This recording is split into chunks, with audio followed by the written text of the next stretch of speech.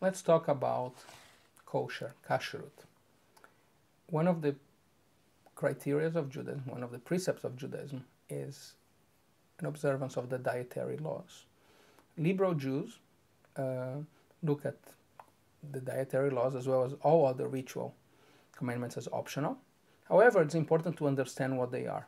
And in a very brief perspective, they are restriction on eating certain foods that are prescribed by the Bible, such as seafood, animals who eat rotten things in the ocean or in nature in general, such as shellfish. Also, not to eat animals that don't have the following characteristics. For a mammalian to chew its cud and to have cloven hoofs, and for a fish to have fins and scales.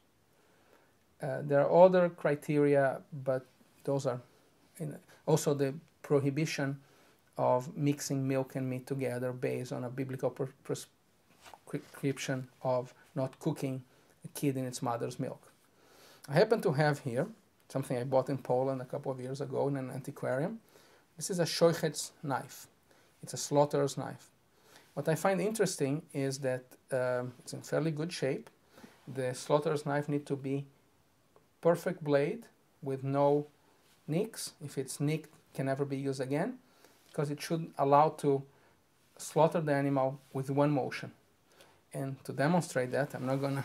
This I also bought in Poland. My little friend here.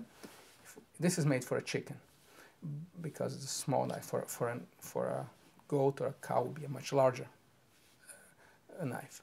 And basically, one holds the knife like this, the finger does making the knife a complete extension of one's hand, and you're supposed to recite the appropriate blessings, and then with one motion, slit the jugular and killing the animal that way.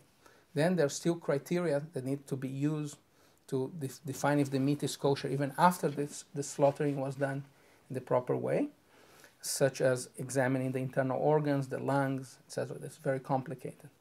But that's what makes meat kosher.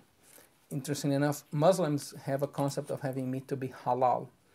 An animal that's slaughtered according to Jewish tradition is considered kosher, or halal for Muslims, but a meat that is halal is not it's not kosher for Jews who are kosher observant.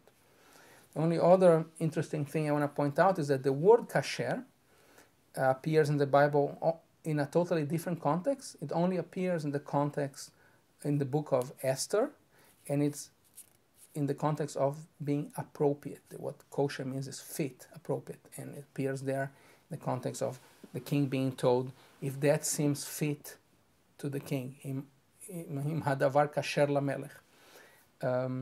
I believe it's important to be cognizant of our traditions in every step of our lives, and to make every sphere of what we do a reflection of who we are.